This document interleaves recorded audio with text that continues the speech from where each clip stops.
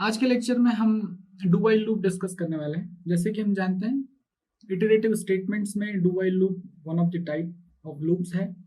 तो अभी हम उसका सिंटेक्स देखेंगे। लास्ट क्लासेस में हम लोग ने व्हाइल लूप और फॉर लूप का डिस्कशन किया। तो जैसे कि हम जानते हैं किसी भी लूप में ये तीन प्रॉपर्टीज होनी चाहिए जिसका कि मैं जिक्र करता हूँ, दैट इज इनिशियलाइजेशन, जो ये डिसाइड करता है कि हमारा एंट्री पॉइंट क्या होगा, कहाँ से हमें स्टार्ट करना है। देन सेकेंड होगा कंडीशन। जैसे कि हम जानते हैं इनिशियलाइजेशन पूरी लाइफ में, लूप की पूरी लाइफ में सिर्फ एक बार और शुरुआत में एग्जीक्यूट होगा। कंडीशन बार बार चेक की जाएगी। जब तक कंडीशन सेटिस्फाई होती है रिपीटेड एग्जीक्यूशन चलता रहेगा। जैसी कंडीशन फेल होती है रिपीटेड एग्जीक्यूशन टर्मिनेट हो जाएगा। ये कंडीशन कोई भी बूलियन एक्सप्रेशन हो सकता है जो रिजल्टिंग ट्रू एंड फॉल्स हो सकता है। लास्टली हर लूप में अपडेशन स्टेटमेंट होगा। जो अपडेशन स्टेटमेंट एक्चुअली इंक्रीमेंटिंग हो सकता है या डिक्रीमेंटिंग हो सकता है। ये अपडेशन स्टेटमेंट लूपिंग इंडेक्स को अपडेट करता है इनिशियल पॉइंट से फाइनल टर्मिनेशन तक। ऐसा हो सकता है कि यदि आपने अपडेशन स्टेटमेंट नहीं लिखा हो तो आप इनफाइनाइट लूप में चले जाएं, या जो लूप आप अप्लाई करेंगे वो इनफाइनाइट लूप होगा। क्योंकि उस केस में यदि आप इनिशियलाइजेशन यहाँ से स्टार्ट कर रहे हो और आपने किसी तरीके से फाइनल तक उसे नहीं पहुंचाया, आप यहीं रुक गए, उस केस में वो हर बार ये चेक करेगा कि मैं फाइनल तक पहुंचा या नहीं, जबकि वो आगे बढ़ा ही नहीं।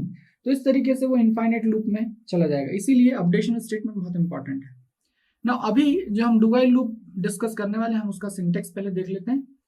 तो डू व्हाइल लूप का जो सिंटेक्स है वो कुछ इस तरीके से मैं यहाँ लिखता हूँ। सबसे पहले इनिशियलाइजेशन होगा, ये आपका sequential execution. Then initialisation statement के बाद अब आपको यहाँ पर डू स्टेटमेंट यूज करना होगा, डू कीवर्ड यूज करना होगा, और वो स्टेटमेंट का सेट जो कि आपको बार बार एग्जीक्यूट करना है वो यहाँ मेंशन करना होगा। उसके बाद अपडेशन स्टेटमेंट, और लास्टली हमें यहाँ व्हाइल कीवर्ड यूज करना होगा और उसके अंदर पैरेंथेसिस में कंडीशन मेंशन करनी होगी। और ध्यान रहे यहाँ पर सेमीकोलन लगाना ना भूलें। तो this is the syntax of do while loop, और इसके आगे आपके और भी स्टेटमेंट हो सकते हैं जो आपको एग्जीक्यूट कराना हो सकता है। नाउ यहाँ पर एग्जीक्यूशन की बात करें तो ये लीनियर एग्जीक्यूशन चल रहा है। उसके बाद इनिशियलाइजेशन स्टेटमेंट एग्जीक्यूट होगा जो एंट्री पॉइंट डिसाइड करेगा। और यहाँ आते ही सबसे पहले इंस्ट्रक्शन मिलेगा do the task, perform the task. मतलब यहाँ पर पहले कोई भी कंडीशन चेक नहीं होगी और आप सीधे कम से कम पहली बार इस लूप में जरूर आएंगे। सो ये प्रॉपर्टी है डू व्हाइल लूप की कि डू व्हाइल लूप में चूंकि कंडीशन पहले चेक नहीं होती है, इसीलिए कम से कम एक बार डू व्हाइल लूप तो हमेशा एग्जीक्यूट होगा ही होगा। सो यहाँ पहली बार आप अंदर आए, स्टेटमेंट एग्जीक्यूट होंगे, अपडेशन स्टेटमेंट एग्जीक्यूट होगा, और जब आप बाहर आएंगे तो यहाँ पर वो कंडीशन चेक की जाएगी। अब यदि ये कंडीशन सेटिस्फाई होती है तो ये रिपीटेड एग्जीक्यूशन के लिए वापस भेजा जाएगा, फिर एग्जीक्यूशन होगा, अपडेशन होगा, फिर कंडीशन चेक की जाएगी। इस तरीके से ये रिपीटेड एग्जीक्यूशन चलता रहेगा तब तक जब तक की कंडीशन ट्रू होते जाती है। जैसे ही कंडीशन फेल होगी ये रिपीटेड एग्जीक्यूशन आपका टर्मिनेट कर दिया जाएगा। So this is how the do while loop executes. No यहाँ पर हमें एक डिफरेंस भी पूछा जाता है नॉर्मली कि दोनों व्हाइल लूप और डू व्हाइल लूप में करीब करीब एक से वर्ड्स, एक सा पैटर्न यूज हुआ है। Then what is the difference between two. तो यहाँ मैं आपके रेफरेंस के लिए फिर से एक बार व्हाइल लूप का सिंटेक्स भी लिख देता हूँ। तो यहाँ पर रिपीट आपका लीनियर एग्जीक्यूशन, देन इनिशियलाइजेशन, और इनिशियलाइजेशन के बाद व्हाइल लूप में हम लोग यहाँ व्हाइल लिखते हैं और यहीं कंडीशन मेंशन करते हैं। उसके बाद जो भी आपको रिपीटेड एग्जीक्यूशन कराना है वो स्टेटमेंट यहाँ, उसके बाद हम यहाँ पर अपडेशन स्टेटमेंट लिखते हैं और इसके बाद ही हम यहाँ लूप को टर्मिनेट करते हैं। So this is the syntax of here, this is the syntax of while loop and this is the syntax of do while loop. नहीं देखा जाए तो यहाँ पर भी इनिशियलाइजेशन है, यहाँ पर भी इनिशियलाइजेशन है, अपडेशन स्टेटमेंट भी सेम ही जगह लिखा हुआ है। बस ये अंतर ही आ रहा है कि व्हाइल लूप में कंडीशन पहले चेक की जा रही है, इसीलिए इसको प्री कंडीशन चेकिंग लूप कहते हैं। लेकिन डू व्हाइल लूप में यहाँ कंडीशन पहले चेक नहीं की जाती बल्कि बाद में चेक की जाती है, इसलिए इसे पोस्ट कंडीशन चेकिंग लूप कहते हैं। So one difference is the syntax difference. Second difference is इसमें पहले कंडीशन चेक होती है, that is pre condition checking loop, इसमें बाद में कंडीशन चेक होती है, that is post condition checking loop.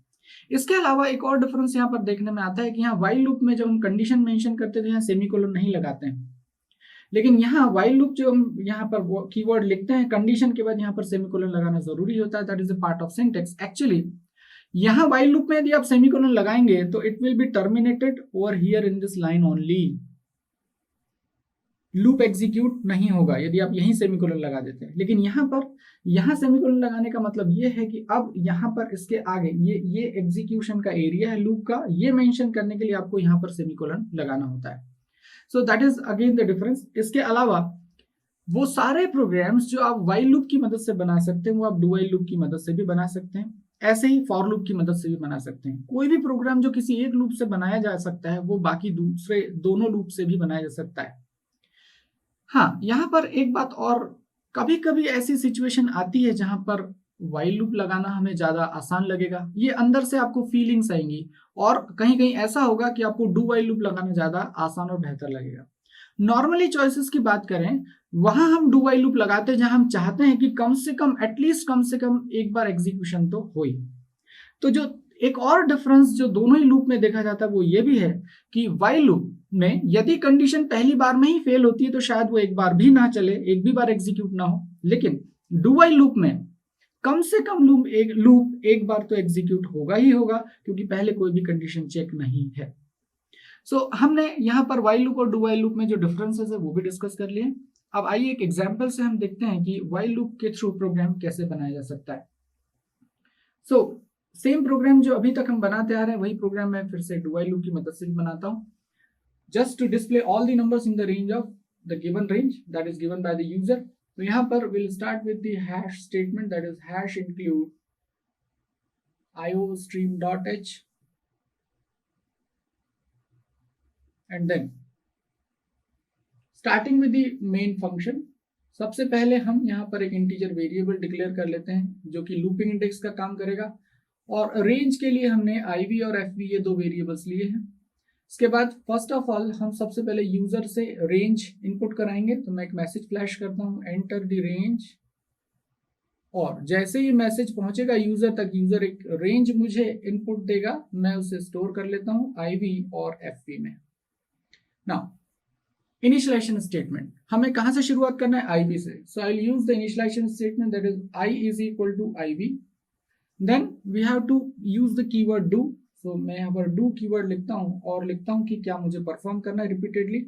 So I will just print the I, और कुछ गैप प्रिंट हो उसके लिए मैं /t यहाँ पर यूज करता हूँ, और फिर उसके बाद आपको कोई और स्टेटमेंट एग्जीक्यूट कराना तो वो या फिर अपडेशन आप लिखेंगे। यहाँ मुझे कुछ और काम नहीं करना है इसलिए मैं सीधे अपडेशन स्टेटमेंट लिखता हूँ, और the updation statement is I is equal to I+1।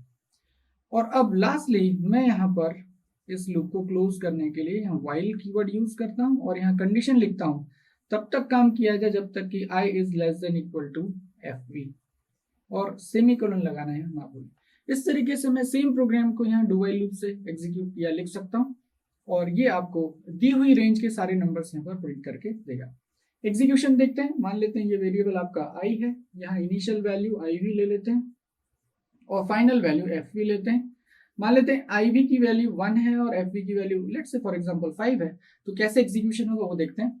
This statement will be executed I is equal to IV, so I will be initialised by 1। Now यहाँ पर आएंगे, लूप एग्जीक्यूट होगा बिना कंडीशन चेक के, loop execute होगा first time, at least once the loop will execute, that is do while loop.